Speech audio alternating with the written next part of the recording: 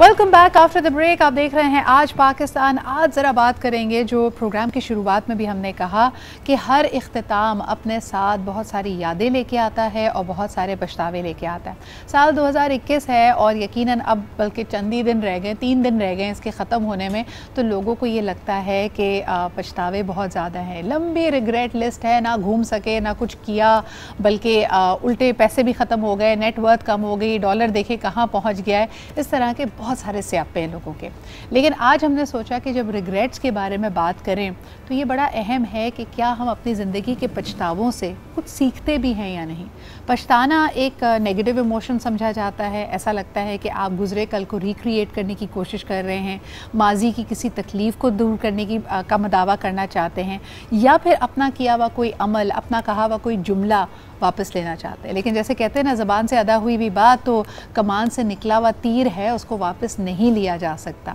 तो रिग्रेट्स की जो मुख्तलिफ़ टाइप्स हैं, क्या ये सारे के सारे इर्रिवर्सिबल होते हैं? यानी अगर आपकी ज़िंदगी में कोई रिग्रेट है तो वो वक्त, वो शख्स, वो लम्हा तो वापस नहीं आएगा, लेकिन क्या उससे सीख कर आप अपनी आने वाली ज़िंदगी को बेहतर कर सकते हैं? What is the purpose of regret? Regret असल में है क्या? क्या ये हमारा ज़मीर है, हमारा कॉन्शियंस है? लोग हमें पछताने पे मजबूर कर देते हैं।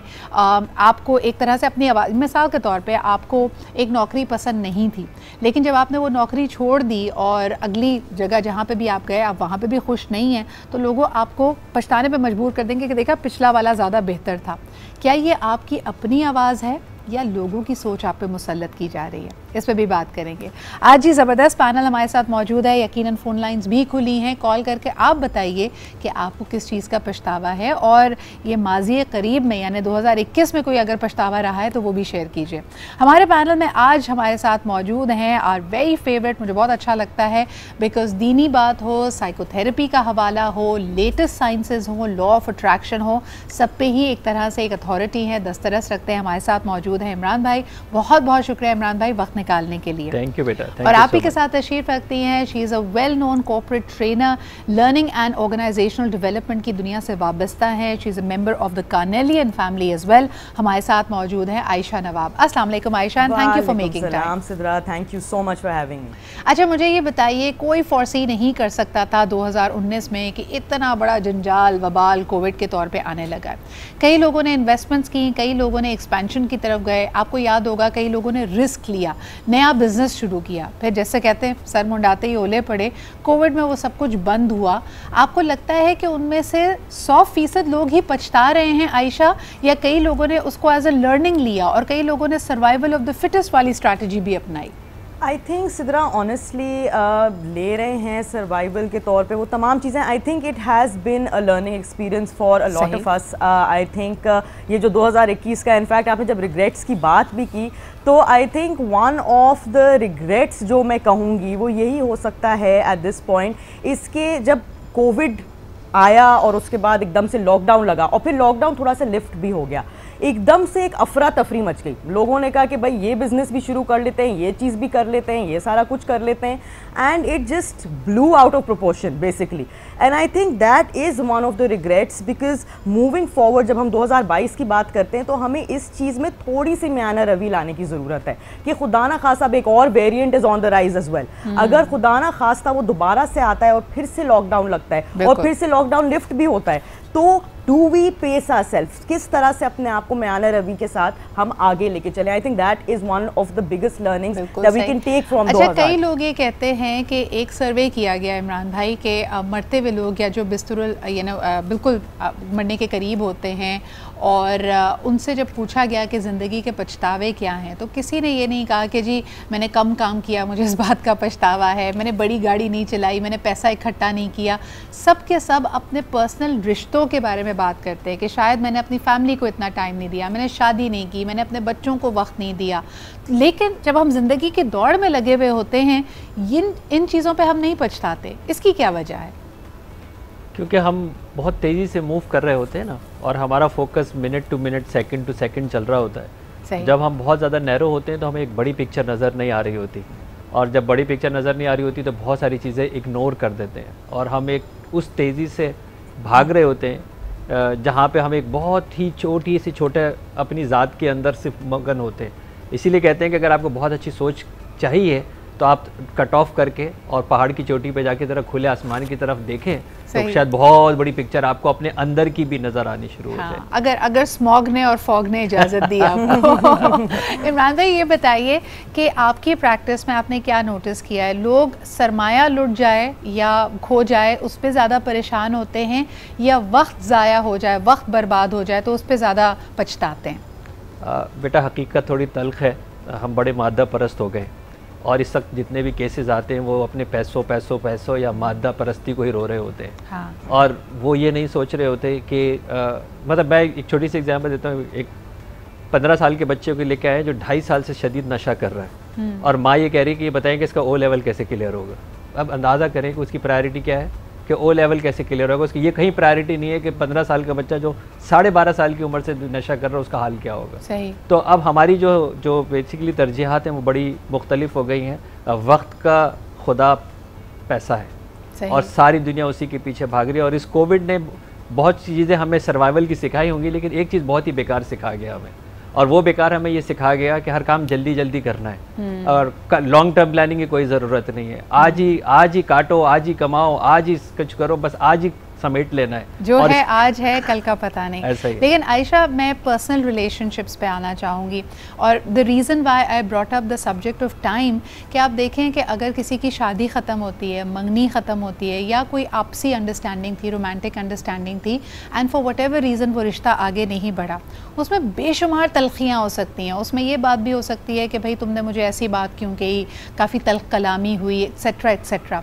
लेकिन दोनों पार्टी से और ख़ास तौर पर जो ग्रीविंग पार्टी होती है उससे आप जब भी बात जाके पूछेंगे वो कहेंगे मैंने इस रिश्ते को इतना वक्त दिया था। अपने वक्त बर्बाद होने का पछतावा लोगों को सबसे ज़्यादा होता है। इस पे आप क्या कहेंगी? Absolutely Sidra, I think obviously जब एक रिलेशनशिप होती है उसमें बोथ पार्टीज़ बहुत ज़्यादा टाइम स्पेंड करती हैं एंड इसमें यही है I think what we can take from something like this is the learning that comes out of it. I know it's easier said than done. जाहिर सी बात है जब आप उस तकलीफ़ से गुजर रहे होते हैं तो इस बात का अंदाज़ा नहीं होता आपको, लेकिन आइडियली इसमें से बहुत सारी एंड अच्छी बात है अगर कंपैटिबिलिटी नहीं हो रही है आपकी आपस में तो उस रिलेशनशिप का ख़त्म हो जाना probably is a better idea as opposed to कि आप एक टॉक्सिक रिलेशनशिप में रहते रहें। अगर toxicity is something that we and I know कि इस माशरे में हमें कहा जाता है कि you know make it work, शादी भी लोग एक दूसरे के साथ बिल्कुल ही मिजरेबल होते हैं, लेकिन जो है आप इसको चलाते जाएं कभी बच्चों के लिए, कभी किसी और चीज़ के लिए, लेकिन the ideal way is not this because this is no way of living.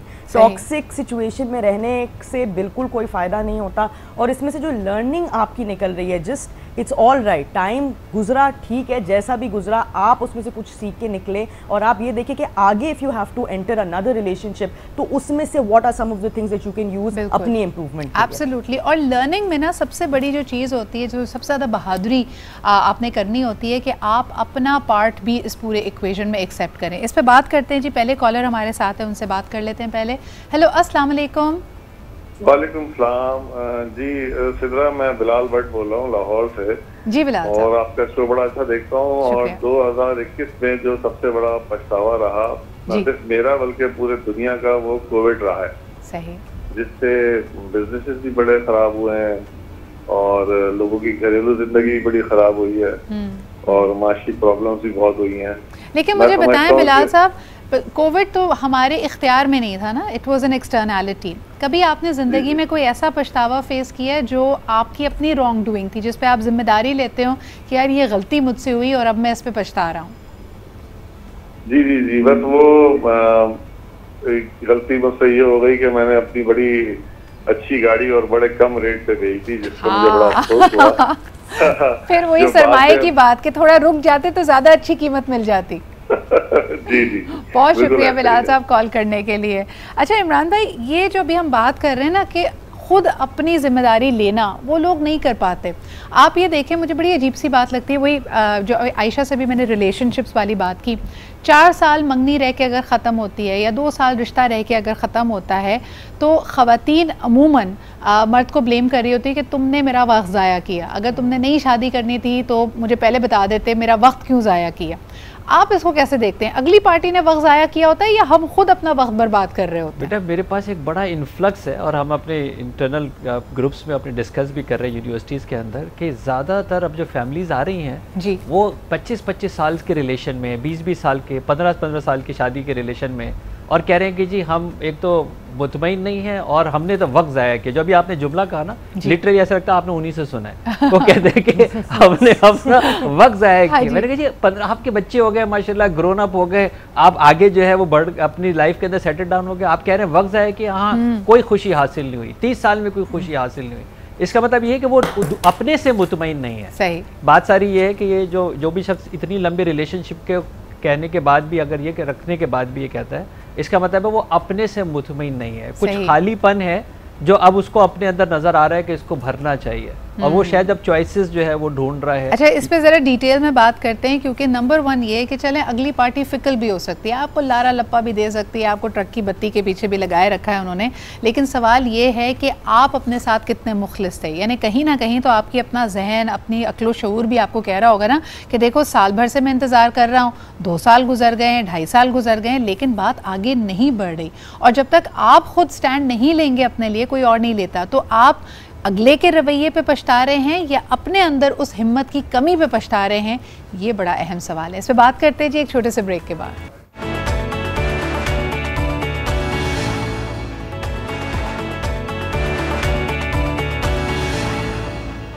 वक्त बर्बाद हुआ, इस पे पछताते हैं, गलत इंसान पे भरोसा किया, जमा पूंजी या किसी और तरह का नुकसान बर्दाश्त किया, उस पे लोग पछताते हैं। मुझे ये बताइए आयशा, जो लोग गलत लोगों पे एतबार कर लेते हैं, भरोसा कर लेते हैं, ये उन लोगों की चालाकी होती है, यानी जिसने भी आपके सामने एक बड़ा ज़बरदस्त इंप्रेशन पेश किया, या हमारा भोलापन होता है कि हम गलत लोगों पे एतबार कर लेते हैं? आप इसको कैसे देखती हैं?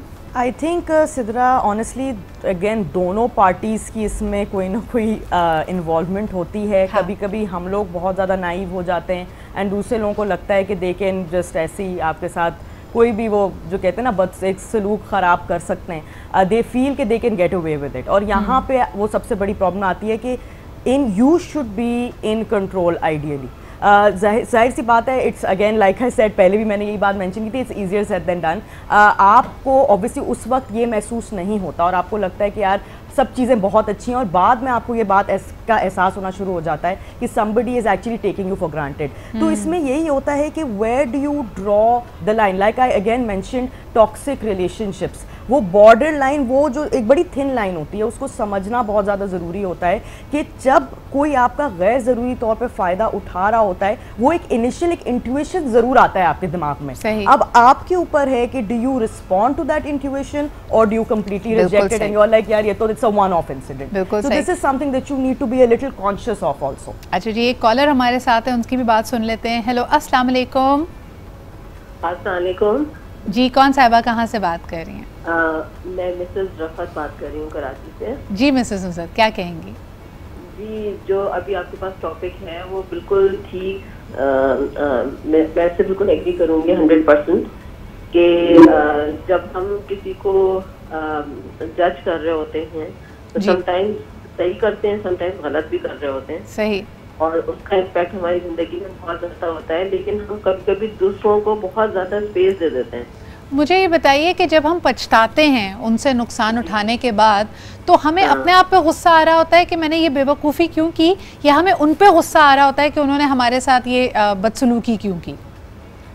समटाइम्स दोनों पे गुस्सा आ रहा होता है। बिल्कुल सही है कि हमें अपनी गलती पे भी पछतावा हो रहा होता है कि हमने इन पे ट्रस्ट क्यों किया, और उनके ऊपर जो गुस्सा आ रहा होता है कि उन्होंने हमारे साथ हमारी सिंसियरिटी को क्यों नहीं समझा। बिल्कुल सही, बहुत शुक्रिया मिसेस नुसरत कॉल करने के लिए। इमरान भाई, साइंस वैसे ये कहती है कि दोनों ही जज्बात हमारे आते हैं, पहले हमें अगले बंदे पे और फेजेस में आते हैं, पहले अगले पे गुस्सा आता है और काफ़ी हद तक अपने आप पे आता है। तो वो जो हमारी बैटल होती है माफ़ ना कर देने वाली, पहले आप उसको माफ़ नहीं कर पा रहे होते हो, फिर अपने आप को।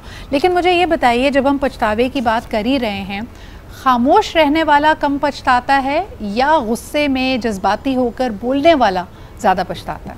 असल में दोनों ही एक्सप्रेस कर रहे होते हैं, सही। एक एक्सटर्नलाइज कर रहा होता है, एक इंटरनलाइज कर रहा होता है। डैमेजिंग तो दोनों ही तरफ से हो रहा होता है कि वो बाहर अपने किसी को नुकसान पहुंचाएगा और अपने उस रिग्रेट करेगा अपने उस अमल के ऊपर भी, अगर उसने एक्सटर्नलाइज किया है, और अगर वो खामोशी से अंदर जाएगा तो फिर फॉर श्योर वो एक डिप्रेशन की तरफ जाएगा, मायूसी की तरफ जाएगा, यासीर की तरफ जाएगा। नुकसान तो दोनों सूरत में होगा, फ़ायदा तो सिर्फ लेट गो में होगा। लेकिन मुझे बताएं मशवरा आपका क्या होगा? बहुत सारी ख़वातीन को हमारे माशरे में ये सीख दी जाती है कि बेशक तुम्हारे साथ ज़्यादती क्यों ना हो रही हो, अगर बोली, इस पे आवाज़ उठाई तो पछताओगी, क्योंकि अल्फाज वापस नहीं लिए जा सकते, अल्फाज की जंगों में या उस पर ना पढ़ो। आप क्या मशवरा देंगे? पहले तो ये कि ट्रॉमा को फेस करेंगे, और लेकिन उतना ही करेंगे जितना वो है, ना उसको कम करेंगे ना उसको बहुत ज़्यादा करेंगे, उसको फेस करेंगे। प्लस आपकी सिचुएशन कुछ डिफरेंट होनी चाहिए, आपकी पोजीशन, आपकी स्टेज कुछ डिफरेंट होने चाहिए जब आप उसके ऊपर गौर व फिक्र करें। जिस वक्त आप उस कैफियत से गुजर रहे हैं और रो पीट रहे हैं, उस वक्त सिर्फ रो पीट लें, उस वक्त उसके बारे में ना सोचें। जब ये गुबार उतर जाए फिर आप उसके बारे में सोचें, ताकि आपको एक डिफरेंट परसेप्चुअल पोजीशन नज़र आ जाए। तो फेस तो ज़रूर करना है। अब आपकी ये समझदारी होगी कि मैंने जितना नुकसान उठा चुका हूँ या उठा चुकी हूँ, उसको उससे ज़्यादा नुकसान मुझे उठाना चाहिए या अपने नुकसान को कंटेन करना चाहिए। ये वही समझदारी का काम होगा, और इसमें मशवरा लेने में कोई हर्ज नहीं। बिल्कुल सही।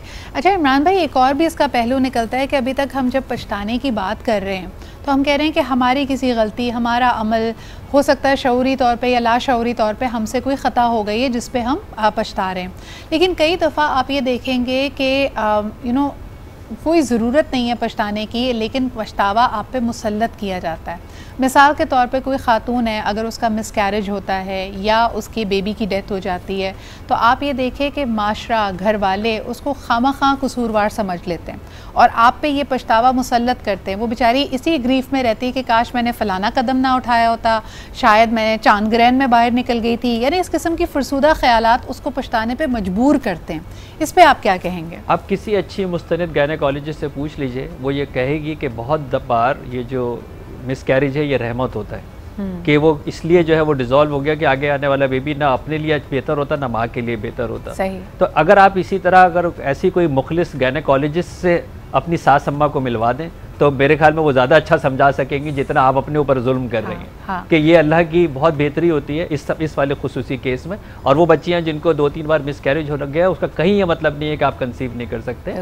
इसका मतलब ये है कि आपका सिस्टम जो है वो उस वक्त उसको लेने के लिए तैयार नहीं था, बस इससे ज़्यादा फिक्र नहीं करनी चाहिए। अच्छा, इसी तरह की एक और लाइफ सिचुएशन की तरफ चलते हैं। अच्छा आयशा, कई दफ़ा ऐसा होता है कि लड़कियाँ या तो पढ़ाई में मसरूफ़ होती हैं, घरेलू जिम्मेदारियाँ होती हैं, या फिर अपनी ज़िंदगी के बारे में मुख्तलिफ ख्वाब देखती हैं।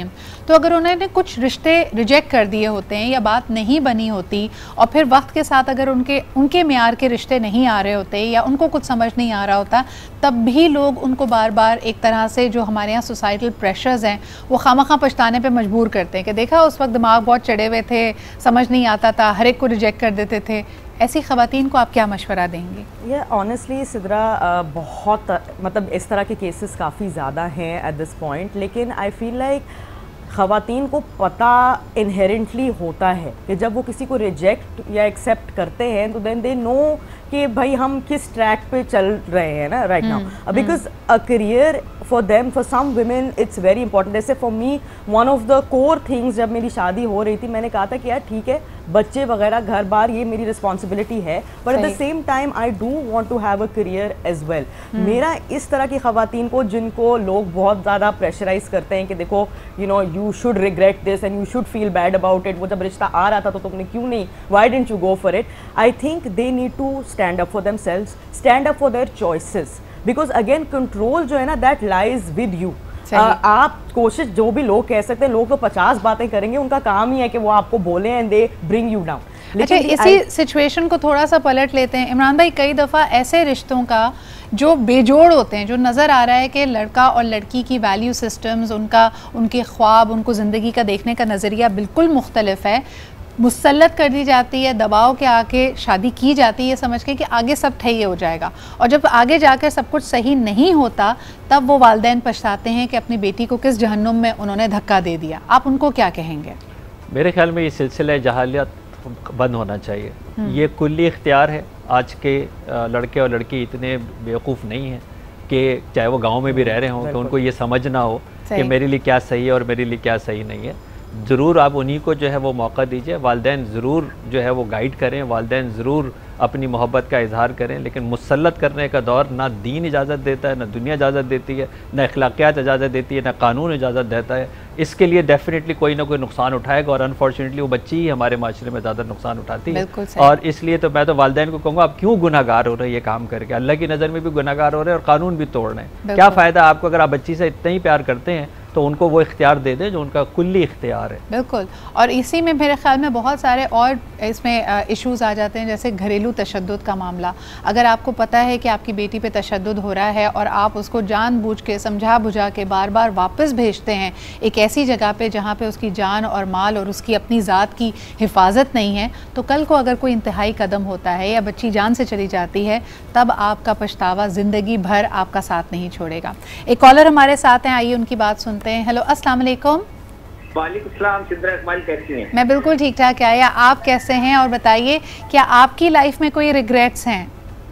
मैं तो पहले दोनों मौजूद मेहमानों को मेरे लिए बड़े मोहतरम है, और यकीनन इमरान भाई से तो हम बहुत पेरेंटिंग सीखते हैं।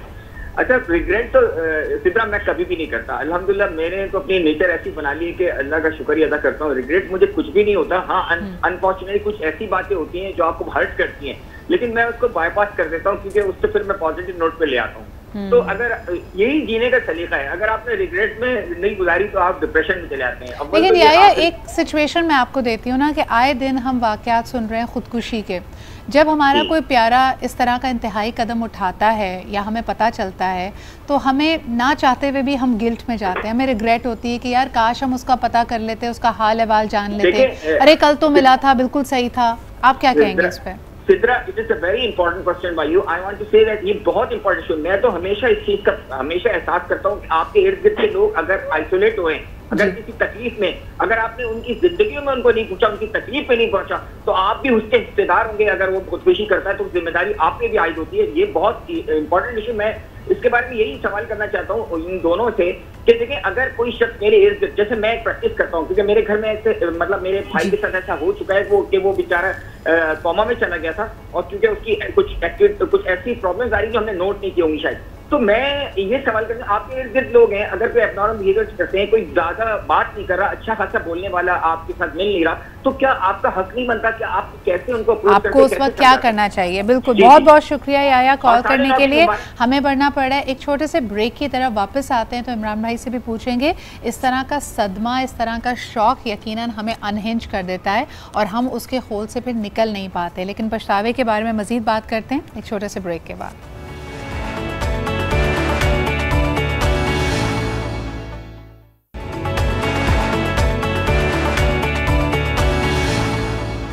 ऑन अ लाइटर नोट जी, जब क्रेडिट कार्ड का बिल आता है तब भी बहुत पछतावा होता है, क्योंकि समझ नहीं आता कि वो जो महंगा कोट ख़रीदा है उसकी ज़रूरत क्या थी, या क्यों नहीं याद आया उस वक्त कि ये जो क्रेडिट कार्ड पे बाइंग हो रही है उसका फिर बिल भी आना है।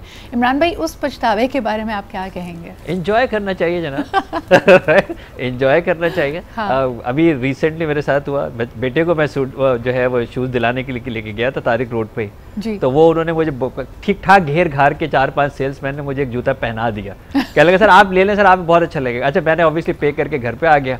अब वो मैंने जब बिल निकाला तो जूता 22,000 रुपए का था। तो बेगम ने कहा ये जूता महंगा नहीं है। मैंने कहा पहन ले तो मेरे ख्याल में अगर पड़ जाए तो बाकी। अच्छा, बाय द वे ये ऑनलाइन में भी ये सिनेरियो होता है। आयशा, कोविड में तो जब कोई और चीज़ नहीं थी, जैसे आप शुरू में कही थी लॉकडाउन, हम सब ने बड़ी इम्पल्सिव बाइंग की है।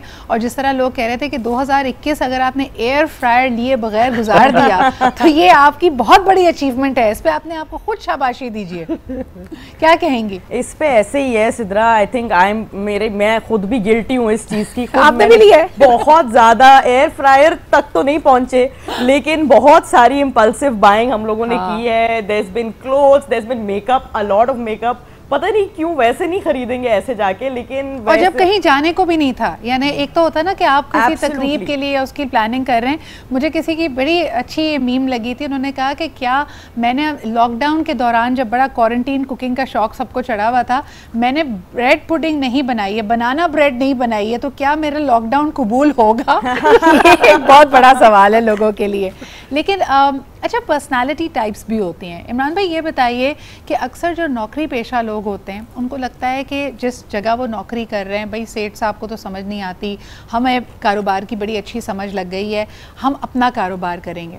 बहुत सारे लोग जब नौकरी से अपने बिज़नेस की तरफ जाते हैं तो सारा सरमाया लुट जाता है, क्राफ्ट के बारे में पता होने के बावजूद भी बिजनेस चला नहीं पाते और पछताते हैं। फिर उनको आप क्या कहेंगे? देखिए, एंटरप्रेन्योर के लिए सबसे बेहतरीन तरीका ये कि आप सबसे पहले वो स्टेबिलिटी ज़रूर देखें जो आपकी है। हाँ। नौकरी छोड़ के कारोबार करना पहली दफ़ा अक्लमंदी का तकाजा नहीं है। सही। आप नौकरी में रहते हुए छोटा स्टार्ट करें, छोटा स्टार्ट करें। सही। और आप उसको इतना पैरेलल ग्रो करें कि अब आप रिस्क लेने के लिए तैयार हो जाएंगे। आपको मैं स्टार्टअप्स में बता देता हूँ, 95% स्टार्टअप्स फेल होते हैं पूरी दुनिया में, यहाँ के नहीं, पूरी दुनिया के। तो इसलिए ये अक्लमंदी का तकाजा नहीं है कि आप जो है वो इतना बड़ा रिस्क ले लें। और फिर अगर आप अकेले हैं तो शौक से रिस्क ले लें, लेकिन अगर बीवी बच्चे वाले हैं और किराए का मकान है और बिजली का बिल जिस तरह का आता है और बच्चों की फीस देनी है, that will be a huge risk. अच्छा, इसी तरह के बिल बाय द वे उन लोगों के भी आते हैं, उन शादीशुदा जोड़ों के भी यही मसाइल हैं जो समझते हैं कि शायद जॉइंट फैमिली सिस्टम में रह रहे हैं तो बड़ा दिल मारना पड़ रहा है। आयशा, उनको लगता है कि टू मच इंटरफेरेंस है, एक कमरे की ज़िंदगी हो गई है, ना अपनी मर्जी से घर सजा सकते हैं, ना बाहर आ जा सकते, बुजुर्ग हर वक्त टोकते रहते हैं। अब अगर वो फैसला कर लेते हैं बाहर निकलने का और अपना अलग आशियाना बसाने का, वहाँ पे भी बड़ा पछताते हैं कि जी बहुत सारी चीज़ें फॉर ग्रांटेड ली हुई थी। घर आ रहे हैं, खाना पक जाता था, बच्चों को दादा दादी के पास छोड़ के चले जाते थे, वो तमाम सहूलियात चली जाती हैं, लेकिन वापसी का दरवाज़ा उनके लिए खुला है या उनको सिर्फ पछताना पड़ेगा? नहीं, I think pros and cons again दोनों सिचुएशंस में होते हैं। आप जब खुद से रह रहे हैं, अपना सारा कुछ काम खुद से सारा कर रहे हैं, तो उसमें भी अपने फ़ायदे भी हैं लेकिन नुकसानात भी हैं। जिस तरह से आपने कहा, बहुत ज़्यादा डिपेंडेंसी होती है अपने दादा दादी के ऊपर, जो है वो काफ़ी ज़्यादा आपको हेल्प कर देते हैं बच्चों के मामले में, खुद जनरली हाउस होल्ड मैनेजमेंट के भी मामले में बहुत ज़्यादा। मैं खुद एक जॉइंट फैमिली सिस्टम से ही ताल्लुक़ रखती हूँ एंड मैं बहुत ज़्यादा बेनिफिट करती हूँ। लेकिन फॉर दोज पीपल जिनको लगता है कि उन्होंने शायद ये प्रीमेच्योर डिसीजन एक ले लिया था जाने का और खुद से अपना घर एक बसाने का, एंड दे फील कि दे शुड गो बैक, मेरे ख्याल से उनके लिए दरवाजे खुले होने चाहिए। आई नो थोड़ा सा इनिशियल एक ग्रीवियंस ज़रूर हो सकता है, लेकिन एक दफ़ा अगर ये बातचीत करके ज़रा सा उसका कोई हल निकालें और कोई दरमियाना, अगेन वही वाली बात आ जाती है, म्याना Ravi is very very important अगर आपको एक अच्छी और हेल्दी लाइफस्टाइल गुजारना है आगे जाके। Very very important and communication is की। छोटी छोटी चीज़ों पे जो हम पछता रहे हैं, जो हमारे इर्द गिर्द ही हैं, आप दोनों से पूछना चाहूँगी। आयशा जी, कभी हेयर कट पे या किसी ख़ास हेयर कलर करवाने के बाद पछताई हैं? मैं पर्सनली नहीं पछताई हूँ, I will be very honest. When I was I think 25 तो मैंने लाल बाल अपने करा लिए थे, that was the first time I got it done और मैं बहुत ज़्यादा एक्साइटेड थी, आई विल टेल यू। मगर मेरी अम्मा ने कोई कसर नहीं छोड़ी थी मुझे खराब उस वक्त फील कराने में। I will be very honest. उन्होंने कहा था ये तुमने क्या करा लिया है, लोगों ने बोला था पता नहीं ये आइडेंटिटी क्राइसिस से गुजर रही है या क्या सिचुएशन हो रही है। I myself personally was very happy. I did not have a regret. I'm actually not one of those people. एक दफ़ा मैं कहती हूँ करा लिया तो उसको ओन करना है। वो रिग्रेट बहुत ही मेरा 2-3 मिनट का होता है, फिर मैं कहती हूँ यार now I have to own it and accept it. And I think this is और घर के ही तो बाल ही तो हैं, सही हो जाएगा, just a haircut. इमरान भाई, आप क्या कहेंगे? एक हफ्ता बड़ी ज़बरदस्त डाइटिंग की, फिटनेस रिजीम को साथ लेके चले, लेकिन वो चीट मील जो चीट हफ्ते में तब्दील हो गया, उस पर कभी पछताएं आप? हम तो बेटा दिल्ली वाले हैं, 24 घंटे खाते हैं। हम तो हमारे पास पचराने का टाइम ही नहीं। अब हमें जब खाना खिलाने के लिए बिठा देंगे हम उठ के फिर दोबारा वापस जाएंगे। लेकिन बताया ना, मेरे जैसे भी तो लोग हैं जो मीठा खाने के बाद फिर हाथ नहीं रुक रहा तो पछता रहे कि यार ये क्यों अपने साथ किया, किस लिए केक की तरफ बढ़े और क्यों ये ऐप खोली जिसपे ये पता है कि 100 इस वक्त खाने की दुकानें तैयार है घर पे डिलीवरी कराने के लिए। तो मैंने तो आज तक ऐसा कोई नहीं देखा पछताने के बाद उसने दोबारा ना काम ये किया हो। यानी रोज खाना, रोज पछताना और फिर रोज खाना। आई थिंक अच्छी लाइफ ये कंटिन्यू रहनी चाहिए इसी तरह। अगर ये पैटर्न है तो ये भी बुरा नहीं है। अच्छा, ये वैसे होता है कि जब आप जिम ज्वाइन कर लें तो आपको लगता है उस 1 घंटे में आपने बड़ी कसरत कर ली है और अब तो आपने जो बिरयानी है या जो रसगुल्ला है या गुलाब जामुन वो आपने अर्न किया है, तो उस पर हम पछताते भी थोड़ा कम है। लेकिन ऑन मोस्ट सीरियस नोट, जैसे कि 2021 अब अपने अख्तिताम पे है, हो सकता है आपकी ज़िंदगी में बहुत सारी शिकायत हों, गलतियां हों। इमरान भाई, जो लोग बड़े किसी डिसीजन पे, बड़ी किसी गलती पे पछता रहे हैं और अपनी ज़िंदगी को दोबारा सुधारना चाहते हैं, दोबारा किसी मकाम पे लेके जाना चाहते हैं, उनको आप क्या मशवरा देंगे? बेटा, हमारा दीन बड़ा वाज़ेह है, तौबा तलाफ़ी का दरवाज़ा रब हर वक्त खुला रखता है। तो वो तौबा और तलाफ़ी का दरवाज़ा हमें अपने ऊपर भी रखना है। दूसरी बात ये कि रब सत्तारुल अय्यूब ऐबों पे पर्दा डालता है और कहता है इंसान तुम्हें चाहिए तुम भी अपने ऐबों पे पर्दा डालो। तो उजागर करने के बजाय आप सिर्फ तौबा और तलाफ़ी करें, कंपनसेट करें, उम्मीद पे बढ़ें। मेरा सांस अगर चल रहा है तो रब मुझे ज़िंदा रखना चाहता है और रब मुझे महवे हरकत देखना चाहता है। इसके साथ आप आगे बढ़ेंगे। जब रब राज़ी है तो, और एक जुमला 2021 से निकाल के चले जाएं अपनी ज़िंदगी में कि दुनिया क्या कहेगी, लोग क्या कहेंगे। यहाँ से निकलें, अपने लिए जिएं। वैसे भी हमने देख लिया बड़े आसपास कितनी जल्दी चले गए। मैं रोज़ डॉक्टर ए क्यू खान से बात करता था। सबसे मुश्किल मेरे लिए 2021 डॉक्टर ए क्यू खान है, क्योंकि मैं उनसे रोज़ बात करता था और अभी मुझे लग ही नहीं रहा कि क्या हो गया ये। तो ऐसे आसपास अभी हमारे एक बहुत अच्छे दोस्त सोहेल हाशमी बात करते करते चला गया। तो अब इतनी तेज़ी से अगर लोग जा रहे हैं तो इसका मतलब ये है कि आप लोगों से ज़रूर मिलें, आगे बढ़ें। अगर आपसे कुछ हो भी गई है तलाफ़ी करें और आगे बढ़ें, क्योंकि रब हमें ज़िंदा रखना चाहता है, इसीलिए उसने हमें सांस दी हुई है। एब्सोल्युटली। आप इसी तरह इसी मौजू पे आयशा क्या कहेंगी, ख़ास तौर पे उन वालिदैन के लिए जिनको लगता है कि शायद अपने बच्चों को उनके बचपन में इन्होंने इग्नोर किया, तरबियत सही नहीं कर पाया और आज बच्चा बिल्कुल हाथों से निकल गया है, रवैया अच्छा नहीं है, ज़िंदगी में एक के बाद एक गलती कर रहा है। तो ऐसे जो पेरेंट्स पछता रहे हैं उनके लिए आपका मशवरा क्या होगा? मेरा मशवरा सिदरा बस यही है कि इट्स नेवर टू लेट। आपको ये बात समझने की ज़रूरत है कि बच्चे आप ही के हैं and all they want is कि आपकी तरफ से थोड़ी सी मोहब्बत, थोड़ा सा प्यार उनको मिल जाए। बहुत दफ़ा उनको बस ये फीलिंग होती है कि दे हैव बीन नेग्लेक्टेड और वो सिंपली एक्ट आउट कर रहे होते हैं। अगर उनसे आई जस्ट फील कि पेरेंट्स अगर वो गुस्सा और वो थोड़ा स्टर्न होने के बजाय if they are just going to be a little more compassionate, ज़रा प्यार से आके उनके साथ डिस्कशन करेंगे, तो मेरे ख्याल से कोई ऐसा बच्चा नहीं है जो उनके साथ रिलेट नहीं करेगा, कोई ऐसा बच्चा नहीं है जो उनकी बात सुनेगा नहीं, समझेगा नहीं। तो आप लोगों की दोनों के जो मशवरों से what I have gathered is it's never too late. आज आपकी नई ज़िंदगी का पहला दिन है। अगर इस ओरिएंटेशन के साथ आगे बढ़ेंगे तो पछतावों से आपने कुछ सीखा है और उसके बाद आप कोर्स करेक्शन की तरफ है। याद रखिए, सबसे अहम इंसान आपकी ज़िंदगी में आप खुद हैं और आपकी सोच आपको वहाँ तक ले जा सकती है और उसके बाद खुद ही असबाब बनते चले जाएंगे जहाँ आप जाना चाहते हैं। बहुत बहुत शुक्रिया। इमरान भाई हमारे साथ मौजूद थे, आयशा हमारे साथ मौजूद थी। बड़ी ज़बरदस्त गुफ्तगू रही। These are powerful talks for the closing of 2021. I hope that it will help you make the right resolutions कि इस नए साल को, इस नए आगाज़ को एक बेहतरीन नोट पे आप शुरू करेंगे। इसी के साथ मुझे इजाज़त दीजिए, कल आपसे फिर मुलाकात होगी। खुदा हाफिज़।